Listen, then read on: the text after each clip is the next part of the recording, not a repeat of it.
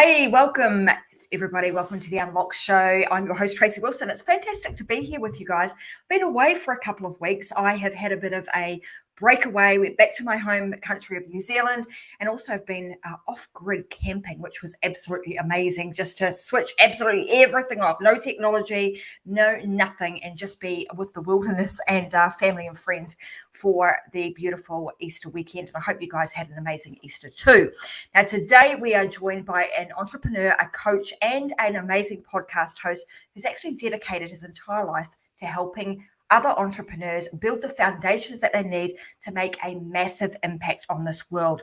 He's an amazing dad too. Just before we jumped on today, he was like, I've just got to put the little one to bed. Little Lucy has just gone to sleep and she's normally sitting right by his side, doing all things entrepreneurial with her amazing father. He's an entrepreneurial evangelist. His name is Jason. I was going to say Skeesick, but it's not Seasick. He's told me it's Skeesick. So I'll make sure that I get that absolutely right. Jason brings a contagious energy, experience and curiosity to everything that he does.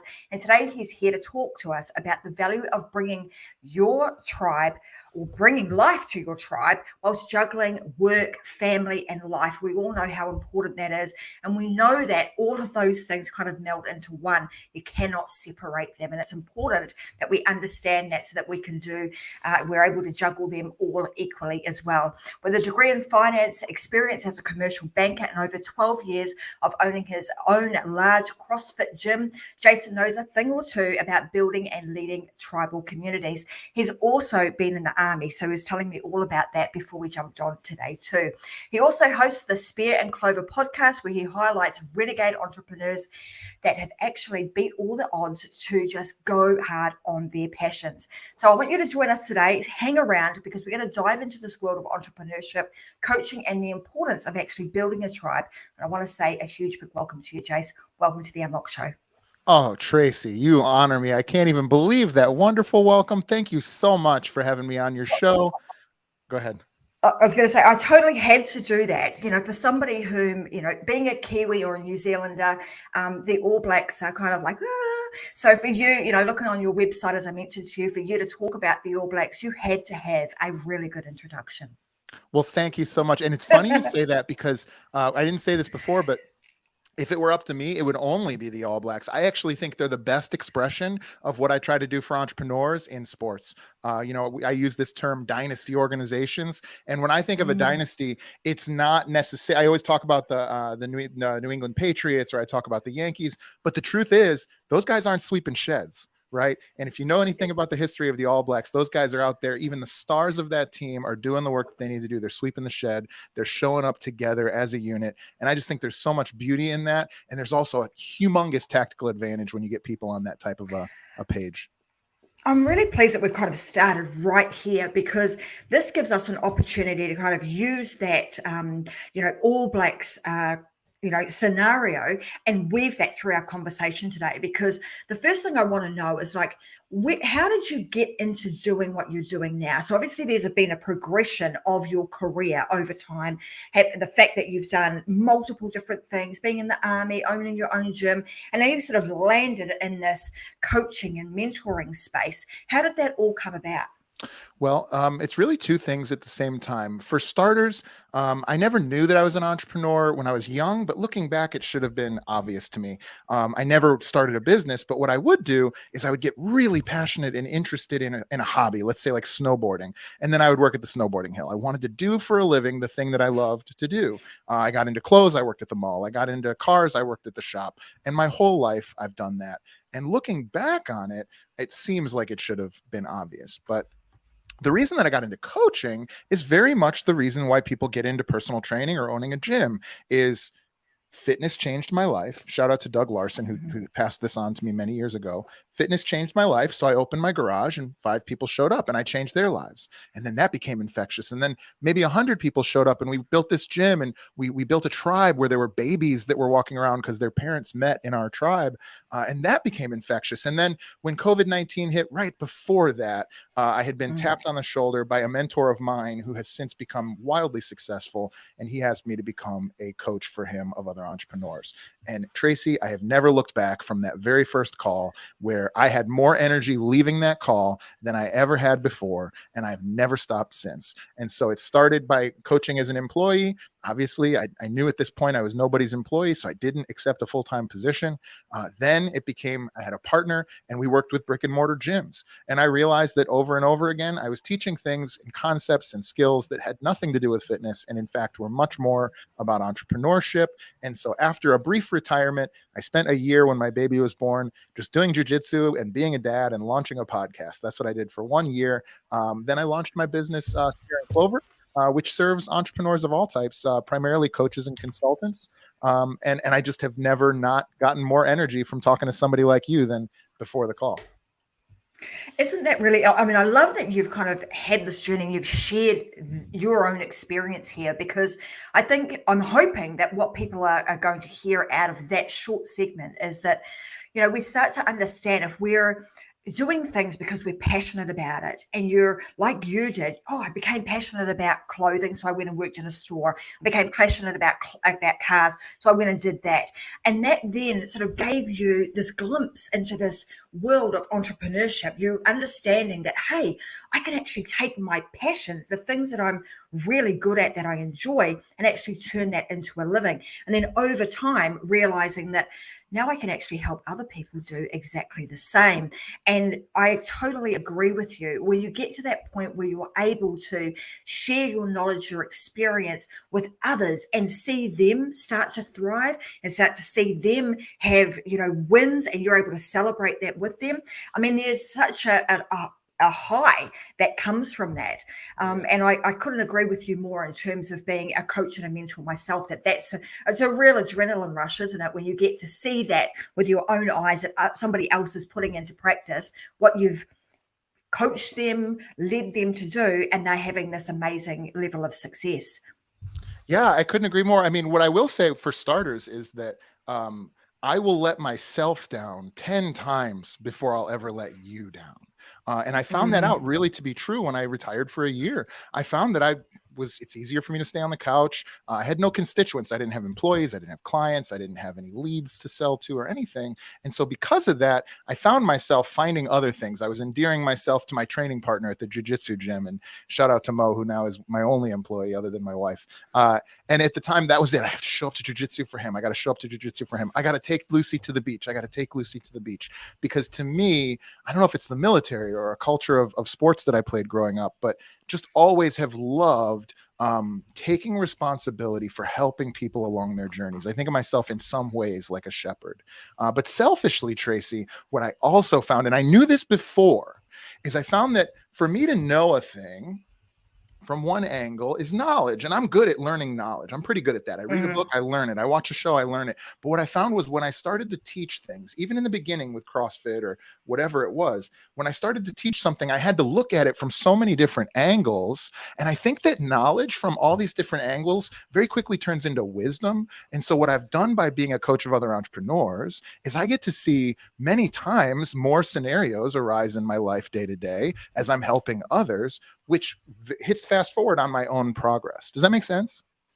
Absolutely. And that concept of being able to look at things from many different perspectives enables you then to be able to coach and mentor other people, because you're then able to see things from many other different perspectives, and in most cases their perspective. And when you can get to the point where they understand that you understand and you get them and you see things from their perspective, then they're more likely to buy into and become part of your tribe, so to speak, right? Yeah. And I'm kind of getting the sense now that that's kind of where this whole thing begins, with building your tribe, because you get to understand them. They feel as if that you understand them at a very deep level. I want to ask you this question, Jay. So, when, and also, I think what I'm also hearing is that there's a sense of, for those people that are out there that, it's like, I would put my hand up and say this, and being a people pleaser.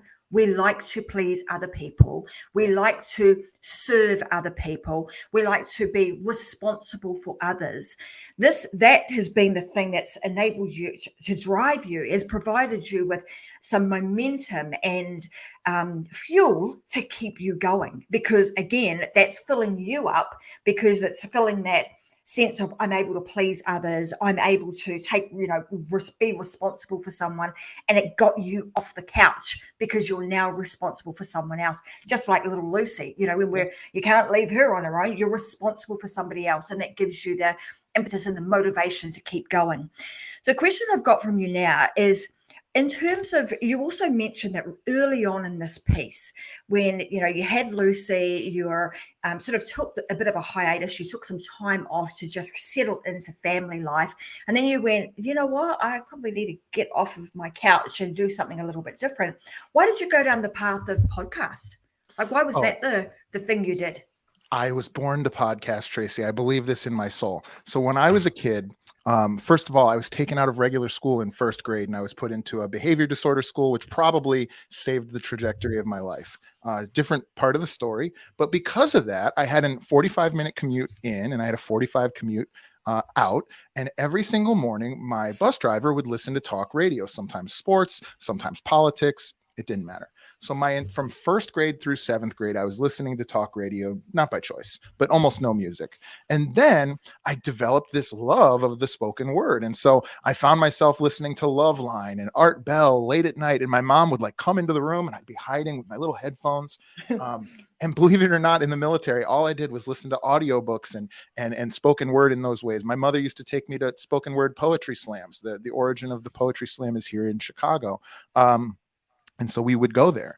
And then when podcasting came out, it was like a nuclear explosion went off in my brain. And so you'll ask my wife, she literally told me last night that I've used my headphones more than anybody ever has in their lives, because every single night I sleep with headphones on. And I listen to, according to awake, I listened to probably 20 hours a week of podcasts.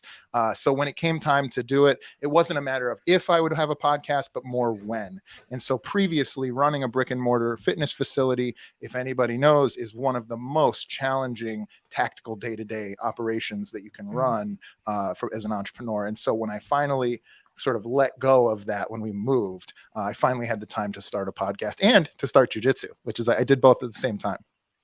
Awesome. And I mean, I'm with you there. Podcasting is, I'm going to say changed my life in the sense that, you're able to get up here and you talk about wisdom, and the fact that when we're podcasting, speaking to lots of different people, interviewing really successful entrepreneurs all over the world, and being able to see things or hear things from a very different perspective. Everybody's, got a different story or a different way of looking at things, and being able to take that on board and add that to your wisdom bank is amazing. So from there, this whole concept of the podcast, and then you developing that out, and then what was the moment where you went, do you know what, I now need to go down this path of actually coaching people? When did that happen, and why did that happen? Well, candidly, it happened before I started the podcast. I knew that was my path. It was 2019 when I started, when I joined a very early company. Somebody asked me to join him. Shout out to Joey Huber. He's crushing it with FitBiz University. And we decided to work together. And I knew then that I wanted to focus on fulfillment, on coaching, on helping entrepreneurs to see their way through, to help them see the bigger picture, and to help them put together little pieces in between. And so I knew then that was what I was going to do. I also knew that I had sold 2 businesses in 2 years, and I was only going to have a baby the first time for the first year once. And so I decided to not worry about building the business until I had learned how to become a dad and support my wife through a very difficult time and be a better fighter as well. Right. I was doing a lot of training at that time. And so now it's a no-brainer. And I will tell you, I have never in my life, I've sold things, I've fulfilled things, I coached CrossFit, I coached entrepreneurs, I've had partners, I've worked for people, I've been a banker, I've been a soldier. I've never felt so good about selling something, evangelizing something, and coaching something that was purely a piece of me that I created from the ground up. And so it's just been so much easier now that I've found this undeniable clarity of what my vision was. And it only took me a year and some change to figure that out, Tracy.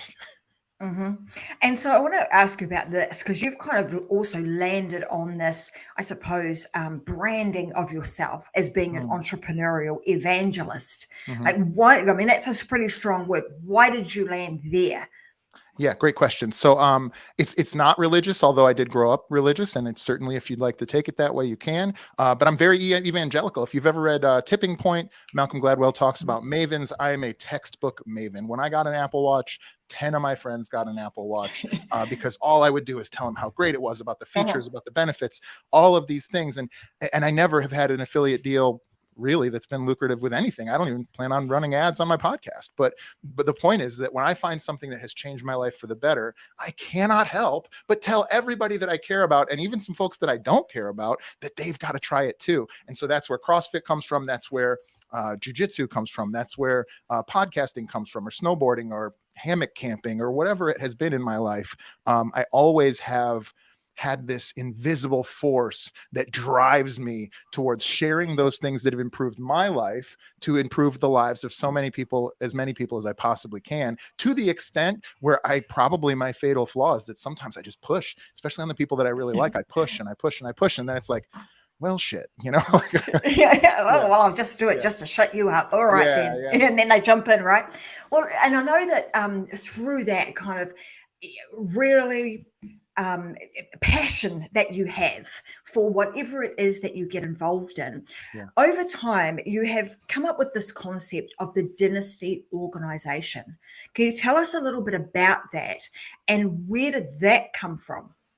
Yeah, so I should back up just a little bit. Every week, I try to go on what I call a solo mission. And a solo mission can be anything you want it to be. But for me, it's usually either a ruck, a long walk through the dunes with my 2 Australian Shepherds, or about once a month, although it's been a little bit less lately, I'll go into a sensory deprivation float tank. And so one day, as I'm thinking about what I want to sell, and the thing that I entered a float tank with, the question I had on my mind was, what would I stand on a mountain and beat my chest and happily sell? And the answer came back so clear, but not sexy at all, Tracy.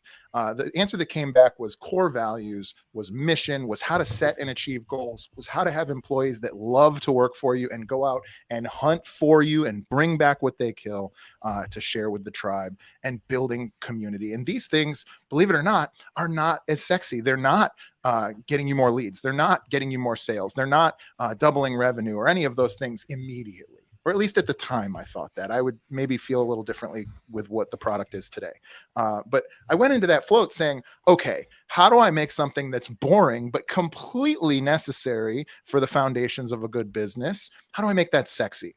And I can only think of one place in popular culture where we are ingrained to really believe in and support and cheer for and buy the merchandise of dynasty organizations that are built on rock solid foundations. And that's where you get the All Blacks. That's where you get the Yankees. That's where you get the Boston Red Sox or the Cubs or whoever. These are organizations that are not reliant on a coach or a certain player or even a certain playbook. They're reliant on a shared ethic that then builds from there using frameworks. Does that make sense? Absolutely. And that is obviously led, when you've done that research, because then you talk about, I'm going to say, we call them the 3 F's. You talk about foundations, framework, flow. Yep. So let's talk a little bit about, when you look at a dynasty organization in comparison to any other kind of organization, what are some of the key things that you notice about them that makes the difference between a dynasty organization and any other? It's so funny you ask that question, because today I feel like I'm better capable of describing it to you than I ever have been in the past. And that answer is simple. Most people that own businesses have a great idea, and they build that great idea, and then they try to scale it as quickly as they can. Essentially, they turn the volume up, whether that's in the form of social media or writing a book or going on a speaking tour or a podcasting tour, or it could be paid ads. But they turn the volume up on music that's not yet clear. And so the biggest problem that I hear from other entrepreneurs is everybody I talk to says I'm great, says I sound like I know what I'm talking about. They'd love to work with me, but not right now. And if they see anybody who needs my help, they'll send them my way. And the reality is, Tracy, that's because we're confusing these people. we're going to them with our vision and we're unable to describe it. And so what we do in the very beginning of whenever I work with anybody, or even if you don't work with me, this is what I recommend you do.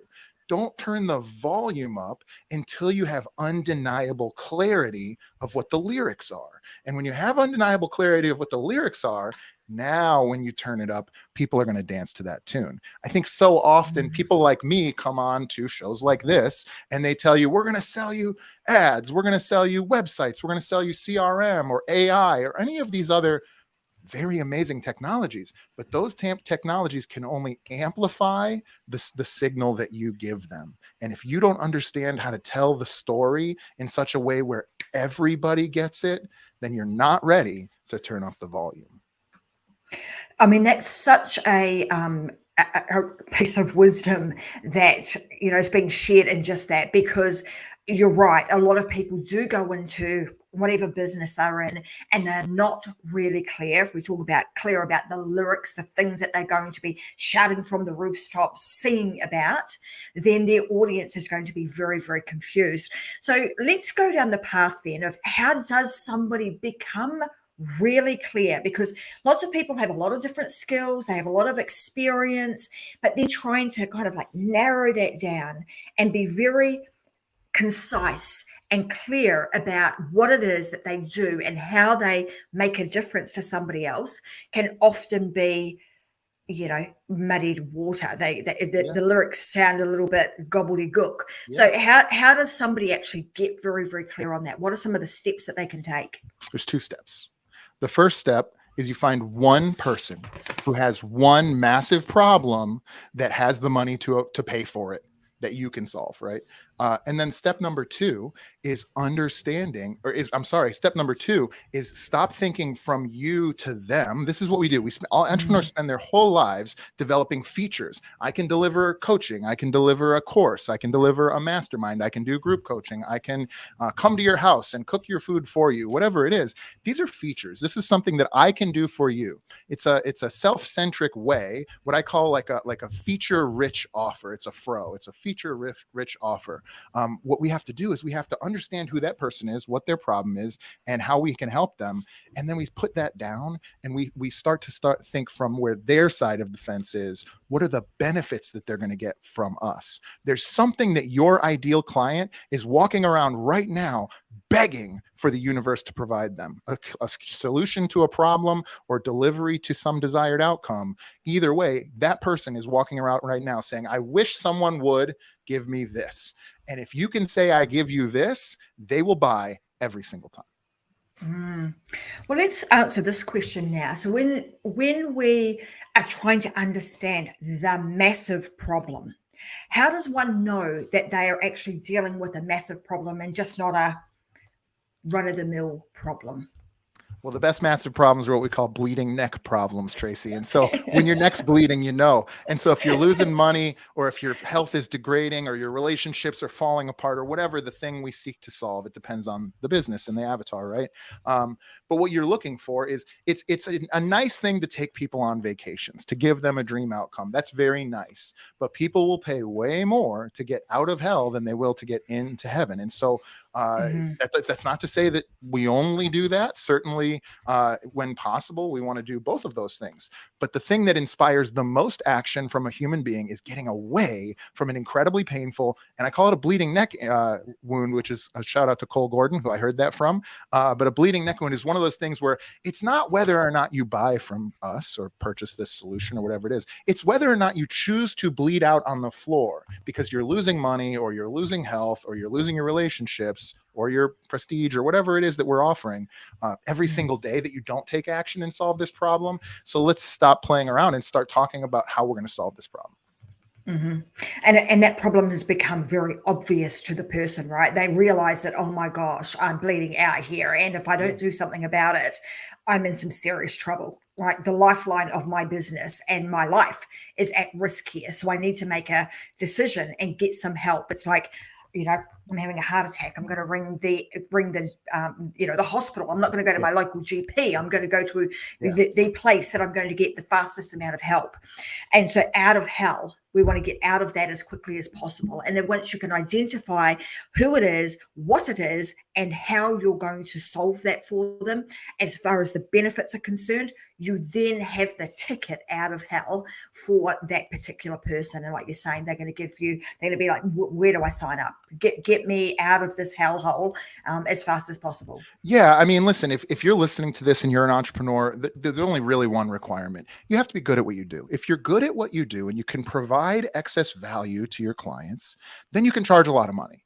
But facts fight for themselves, Tracy. And what I mean by that is you have to be able to demonstrate that.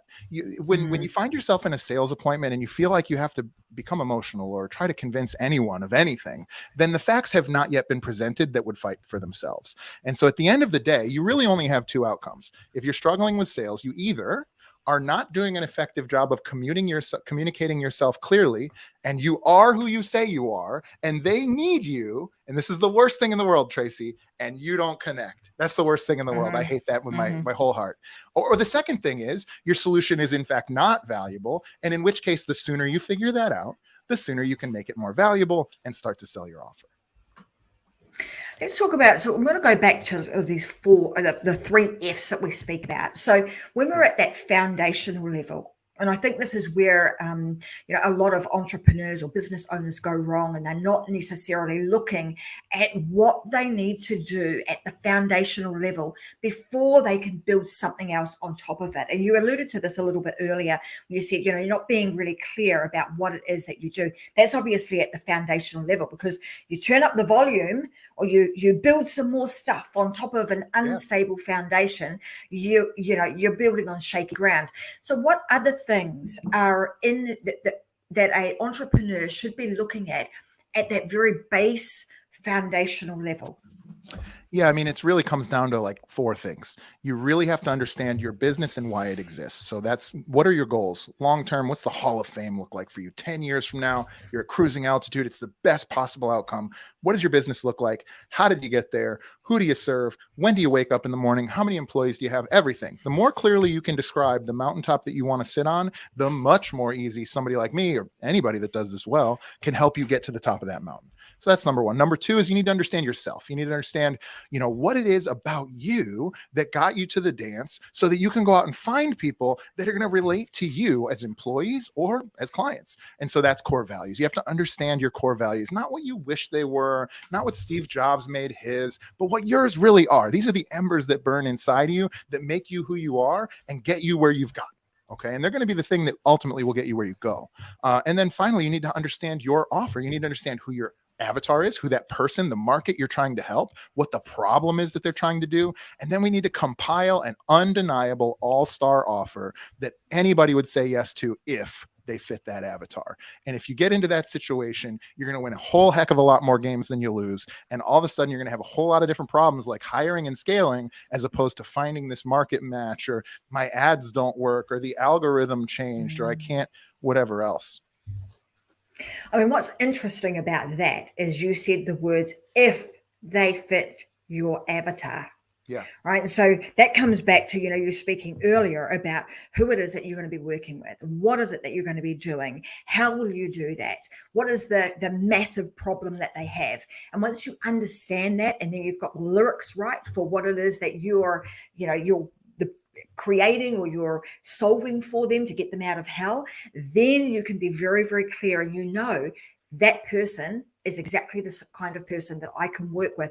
And I think that works from 2 points of view, because then you're not only helping them, but you're also helping yourself, because you know that you can win with that client, and that client can win with you. It becomes a win-win-win kind of situation, which is what you want when you're moving down the path of bringing on any kind of client, right? Absolutely. I would also add that swimming is a whole heck of a lot easier than drowning, Tracy. And what that means is so often we try to please everybody. We become the variable between our clients and reality. And then all of a sudden we're giving our life force to convince people that don't want our help to do a solution that's not built for them. That's not how we want to do things. I should have said that better, but it's true. It's just not how we want to do things. When you find that one person, imagine you needed that heart surgery you were talking about earlier, and as you're walking into the operating room, he's wrapping up some dental work that he was doing right before. He could be the best surgeon in the world, or she, and I'm not going to lay down on that operating table if I just saw you pull a machine, something out of somebody's mouth. Absolutely. You want to get the right person for the right job, right? You wouldn't go to the dentist to have heart surgery. Heck no, you'd be out of there in a flash. Yeah. So in terms of you've obviously gone down this path too, and you've really taken some time to understand what your core values are and why they're important to you. How did you come up? How did you kind of filter through? Because there's a myriad of things you could come up with, that are valuable to you, but how did you come up with your core values? How did you know they were the ones? Yeah. So shout out to the book Traction, and shout out to my very close friend and mentor, Martin. He recommended to me that I do my core values. And I told him what everybody now tells me. Oh, no, I got my mission. I got my core values. I got my core tenets.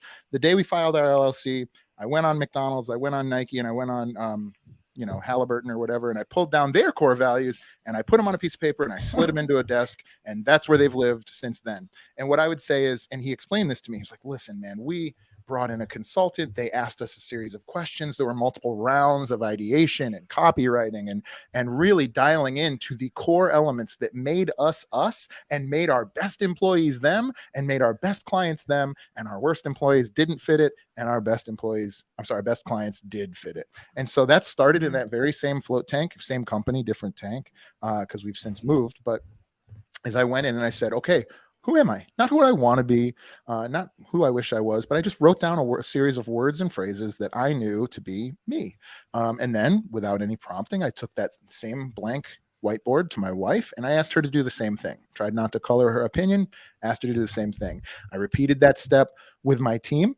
And we had a very close team. And so we're getting a lot of the same stuff, but occasionally we're getting these new things that are nuanced and interesting.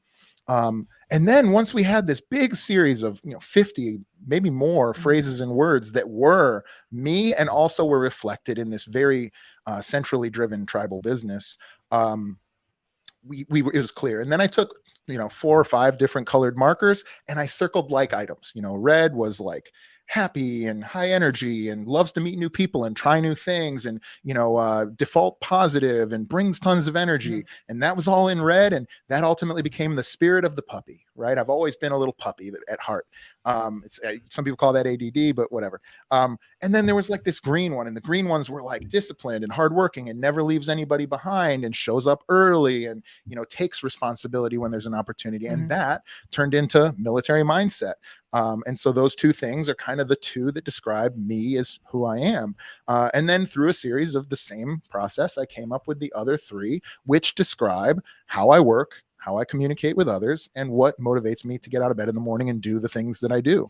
And ultimately now I have this 5-sided puzzle piece, Tracy, that at first I tested. I held it up to the past. I said, that guy was great. He should have been a great employee, but we could never see eye to eye. We were butting heads. We were this, we were that. Oh, he was military mindset, but I didn't like hanging out with that guy because he was not spirit of the puppy. And then this client, man, he came in and it was never struggle. He always showed up on time. My words would come out of his mouth. One day he tapped me on the shoulder to become a coach. He still coaches for that company I sold 3 years ago. And that guy is a perfect core value fit. And so when I had done that enough in the past, now, Tracy, I can do that same exercise, but to the future. When I'm going to hire somebody, when I'm thinking about maybe not taking on a client, or if I'm thinking about a new opportunity, does this align with my core values? And does it take me closer to the top of that mountain I described earlier? And if it doesn't, it's a no.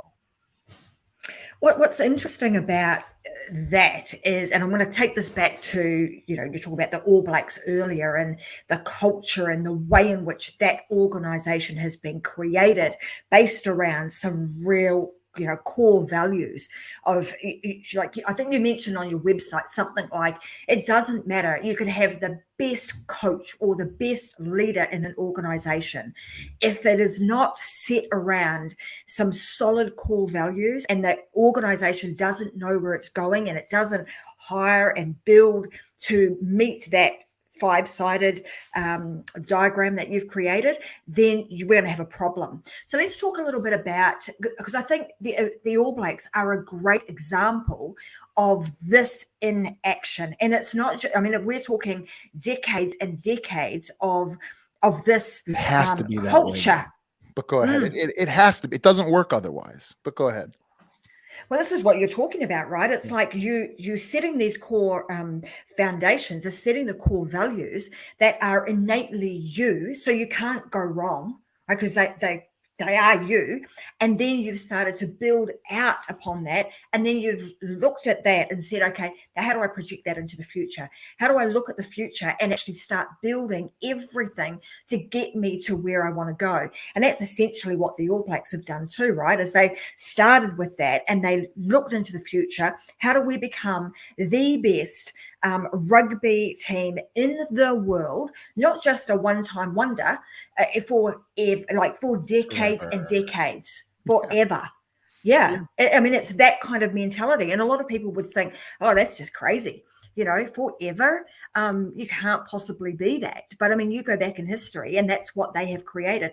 Let's talk a little bit about, unpackage some of the things that these great teams and great organizations have done that have actually enabled them to become the forevers.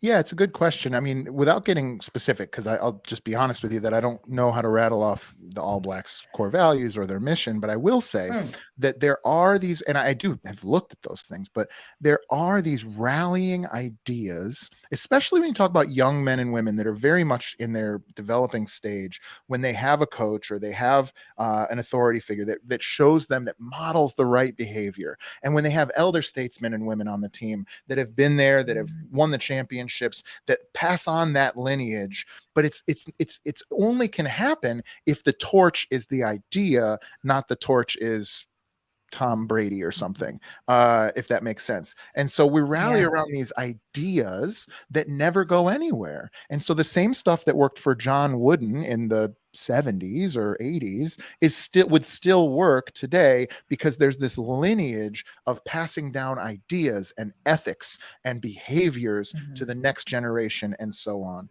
And so that's where you really see things from a cultural perspective and a tribal perspective start to catch fire. And so this can only happen when the idea, the core value, the message or the mission is scalable. And scalable is really just code for clear, right? Clear and appealing. If I can give you a clear and appealing message, you're going to pass it on. This is pop music.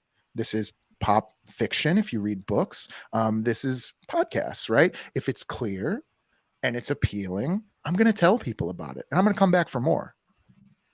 Yeah, you create that ripple effect. You create the evangelism amongst your tribe. You've created a whole lot of other evangelists who are excited, who have brought into the concepts and the ideas and the values of what it is that you are trying to achieve. And now you've created a whole lot more people that are going to go out and continue to spread the word.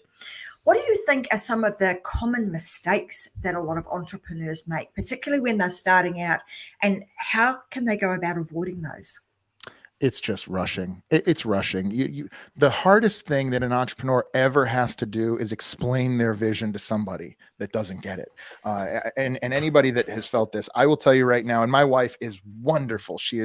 I could not be in this chair talking to you right now if it weren't for my wife, Donna. She has supported me since before we ever found success in entrepreneurialism, and has supported me every step of the way through all of the things that we've done since. But I still have the hair stand up on the back of my neck and get goosebumps and chills when I try to explain, and I pause constantly. Like I think about it and I come back again, because it's so important to people like me that our idea that we believe to be great is understood as well as possible. And I don't know why, but the first time you say it out loud, it's even more difficult. And so if you ask what the common problems are, it's that we skip past that, we push past it. Oh, don't worry, I'll explain it as we go.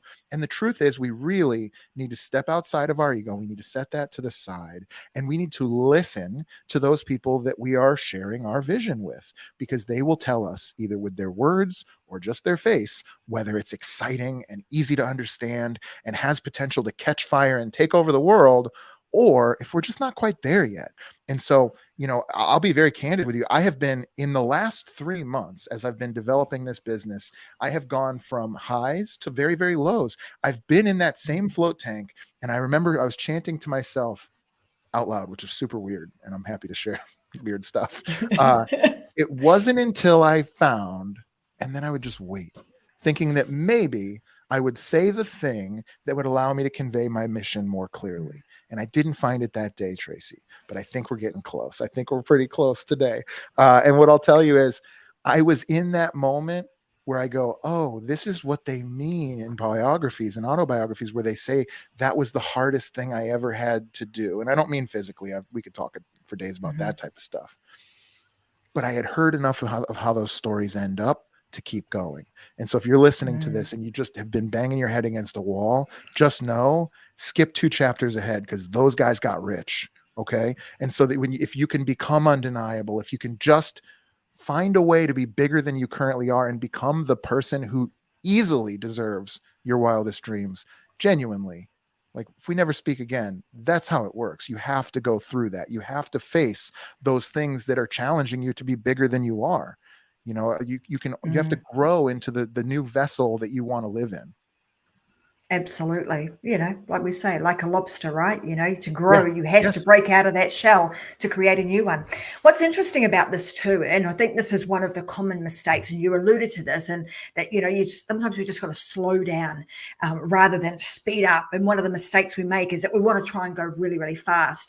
And so therefore we end up, most entrepreneurs pick up their phone, they're on Instagram, they're on Facebook, they're on, TikTok and whatever, trying to absorb as much information as we can. And then they get this thing called shiny object syndrome. And what you're actually saying is you actually got away from all of that. You went away and actually found peace and quiet because you realized that the answer actually lays within.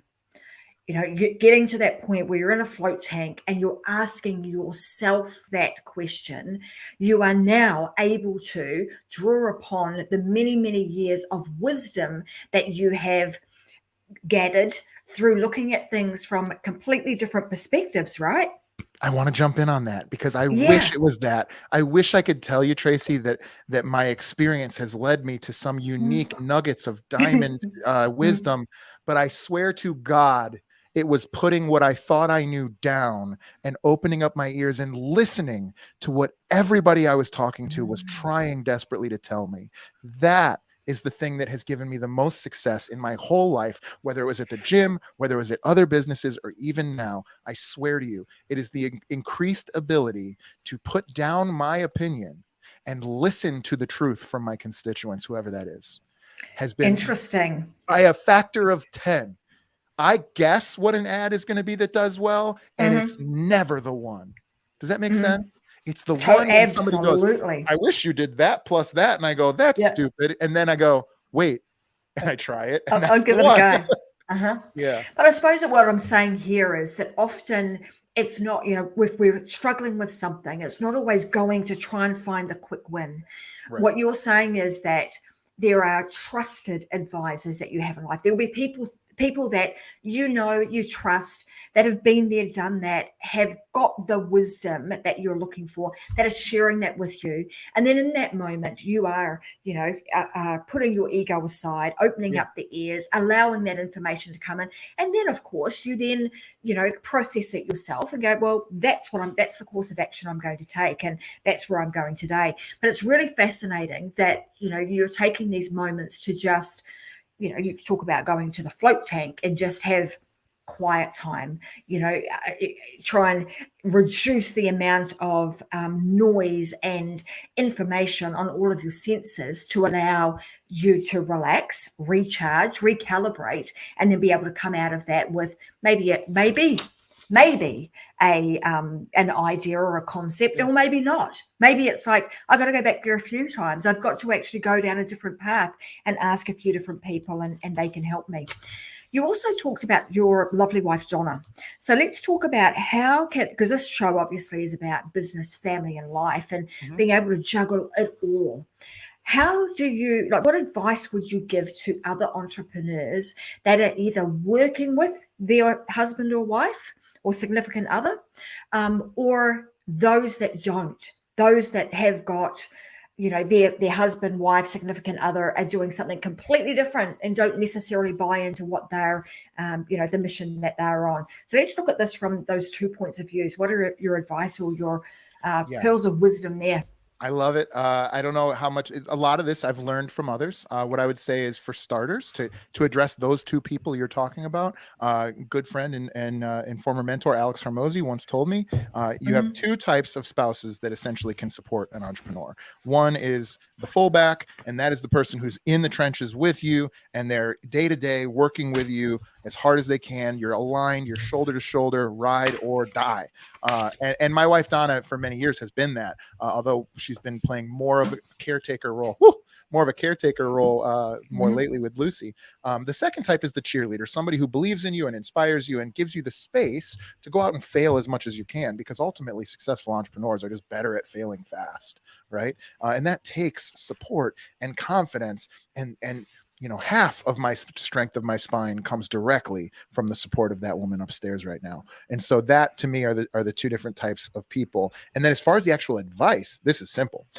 When I decided to take my wife at her will to become a full-time employee and to be a part of the business the very first time, it occurred to me that the timeline with which I view our relationship is infinite. In other words, I want to die married to my wife in good standing, right? And so on a long enough timeline, any problem that we encounter in our business is a very small pebble in the road, and we can easily step over it. And so with that in mind, I viewed our interactions day to day in a very different way than I did with my other employees. Side benefit was, it went so well, all of a sudden I was like, wait a second, why am I treating everybody else like these things are a big deal? And so I started to treat all of my employees as if it was on an infinite timeline. And certainly we shot forward progressively from that. For the second folks, those folks that don't work together, those folks where the wife, maybe, or husband, whatever, shout out to me screwing up there, where the spouse doesn't do entrepreneurship, they don't understand your tolerance for risk. Well, with those folks, the advice I would give is, whatever language that person does understand, it is your job to find it out and translate it for them. And so I'll give you an example. I worked with a couple that was fantastic. The husband was an entrepreneur. The wife was an accountant. She had gotten a master's degree. She was a CPA, very, very successful, but very structured. And so what I explained to him, and then to her at the same time in a different call, was basically that she needs to have the rules and the structures and the foundations in place in such a way that she could tie her adherence to, let's say, GAAP or what she had learned in college, to her success as an accountant. She needed to be able to tie the work that we were doing together, the work that he was doing to build assets and systems in his business, towards the success of the business. And as soon as we were able to speak her language, because it's incumbent upon us to meet the people we reach out to on their terms and on their ground. They don't owe us anything. And so if we understand that, then it becomes our job to be the bridge builder. Does that make sense? Yeah. If I want to build a skyscraper, I'd better be able to build a quick bridge, right? Absolutely. Now, I know you've got a bunch of things on the go at the moment. You've got masterminds, you've got coaching programs. This might be a great time for us to talk about a few of the things that you've got going on. And because I know that our audience, like if they've been listening today, they will have picked up a heap of gold nuggets and they will be dying to know like more. We've talked about a little bit about the 3 F's. We've talked about building a dynasty organization, but there's a whole lot more to this, right? And it's all covered in your coaching programs. So let's talk a little bit about those. What do they involve? What sort of person do you want to work with? Yeah. So I'm very selective. And so what I typically do is I invite people to come to my Dynasty Builders group. I have a free group on Facebook called Dynasty Builders.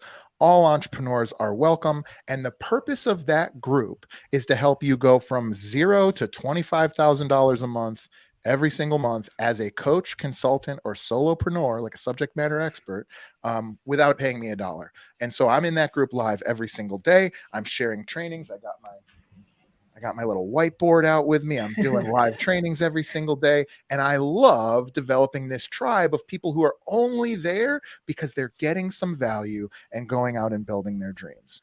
The selfishness in that is once you've gone through those things and you have grown your business, well, certainly you would be willing to be a private client. I've already made you $25,000 a month. And so that's my challenge, is to come to our group, Dynasty Builders, check it out. Certainly we do have a podcast, Spear and Clover Podcast. We also have a private podcast called Dynasty Defined that's in the group only. And we have a myriad of other, private client options for folks that are qualified. But the people we like to work with are typically coaches, consultants, and solopreneurs. So folks can find us in the Dynasty Builders group. Absolutely love it. So that sounds like an amazing group. Maybe I have to go and join you too, and come and see what you're up to in the Dynasty Builders group. And for those of you that are listening, so spearandclover.com, SPEARANDCLOVER.com is the website that you need to go to. And you'll also be able to find a link to the Facebook group there and jump into with Jason's very generous offer of having everybody there. I mean, a lot of people would charge for that, Jace, so to offer that out to people and say, come, I'm gonna do my best to get you to $25,000 a month if you follow my process for free, is absolutely amazing. I love it. Yeah, if your free stuff is better than their paid stuff, you're going to win every single time. And so I don't want to serve people that are making $100,000 a year. I want to serve people that want to make $100,000 a month. Yeah, beautiful. Well, hey guys, I hope you have absolutely enjoyed today's session with Jason. He has been an absolute whirl of wisdom. He's got a heap of stuff that he can share with you. As you know, he's had experience across many different industries, and is a avid learner of all things. So I want to make sure that you guys have the opportunity to continue to connect with him. It's pretty likely that we'll have Jace back on the show at some other point, and we'll talk a lot more about entrepreneurship, some of the things that he's doing, Dynasty Builders, and some more detail about how you actually start to build a dynasty company. So if you've enjoyed today's session, the very best thing that you can do is to share this with somebody else. So if you got just one thing out of today's conversation with Jason, then I would highly suggest that you should share this with your bestie. Even, Jay said sometimes he shares it with people he doesn't even like. So, you do the same. Go and share it with your friends, your family, anybody else that's in business or is thinking about going into business, and maybe some of those people that that have that desire that maybe you don't even like, because they too will get something out of today's show, I'm sure. Jason, I'm going to give you an opportunity to kind of wind us up today. Is there anything further that you want to add to today's conversation before we kind of, finish up? You're a total rock star, Tracy. I totally love you. I think you're awesome. And I think these people are amazing. Very, very lucky to have somebody like you. You've been present and like whip crack sharp on every single part of this conversation. And so if you're still listening to this, please, please, please like, subscribe, and share this episode. Oh, thank you very much. All right, guys. Well, I hope you've had a fantastic, like I said, Easter. Here in Australia, we've got a few other long weekends coming up. So probably like Jace, I'll be out and about, probably camping. Those of you that have been following for a while know that I really love to, just kick off my shoes and get out and get a bit grubby and dirty and not worry too much about the luxuries of life, and just go and enjoy life and the outdoors. So I'm hoping that you guys get to do the same and enjoy your family over the next few weeks. Until next time, I will see you then. And as we always say, go and live your life unlocked, because there's just no other way. See you next Wednesday. Bye for now.